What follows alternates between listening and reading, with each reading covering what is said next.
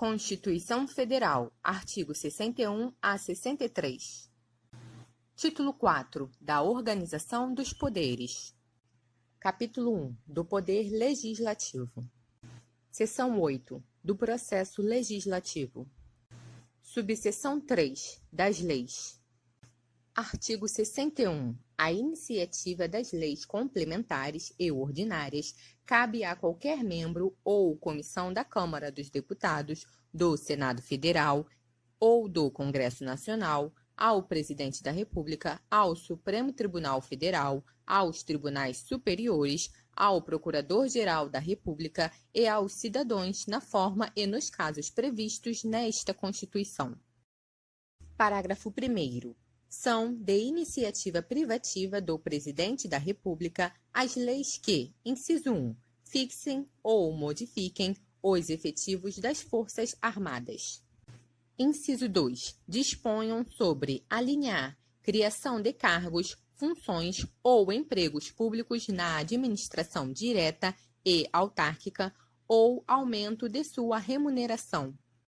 Alínea B, organização administrativa e judiciária, matéria tributária e orçamentária, serviços públicos e pessoal da administração dos territórios. Alínea C, servidores públicos da União e territórios, seu regime jurídico, provimento de cargos, estabilidade e aposentadoria. Alínea D, organização do Ministério Público e da Defensoria Pública da União, bem como normas gerais para a organização do Ministério Público e da Defensoria Pública dos Estados, do Distrito Federal e dos territórios. Alínea E, criação e extinção de ministérios e órgãos da administração pública, observado o disposto no artigo 84, inciso 6. Alínea F, militares das Forças Armadas, seu regime jurídico, provimento de cargos, promoções, estabilidade, remuneração, reforma e transferência para a reserva. Parágrafo 2º. A iniciativa popular pode ser exercida pela apresentação à Câmara dos Deputados de projeto de lei subscrito por, no mínimo, 1% do eleitorado nacional, distribuído pelo menos por 5 estados, com não menos de 0,3% dos eleitores de cada um deles. Artigo 62. Em caso de relevância e urgência, o Presidente da República poderá adotar medidas provisórias com força de lei, devendo submetê-las de imediato ao Congresso Nacional. Parágrafo 1º. É vedada a edição de medidas provisórias sobre matéria, inciso 1, relativa a, alínea A, nacionalidade, cidadania, direitos políticos, partidos políticos e direito eleitoral. Alínea B, direito penal, processual penal e processual civil. Alínea C, organização do Poder Judiciário e do Ministério Público, a carreira e a garantia de seus membros. Alínea D, planos plurianuais, diretrizes orçamentárias, orçamento e créditos adicionais e suplementares, ressalvado o previsto no artigo 167, parágrafo 3º. Inciso 2. Que vise a detenção ou sequestro de bens, de poupança popular ou qualquer outro ativo financeiro. Inciso 3. Reservada à lei complementar.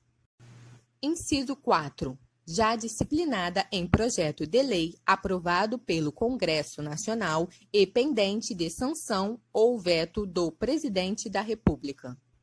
Parágrafo 2º. Medida provisória que implique instituição ou majoração de impostos, exceto os previstos nos artigos 153, inciso 1, 2, 4, 5 e artigo 154, inciso 2, só produzirá efeitos no exercício financeiro seguinte, se houver sido convertida em lei até o último dia daquele em que foi editada.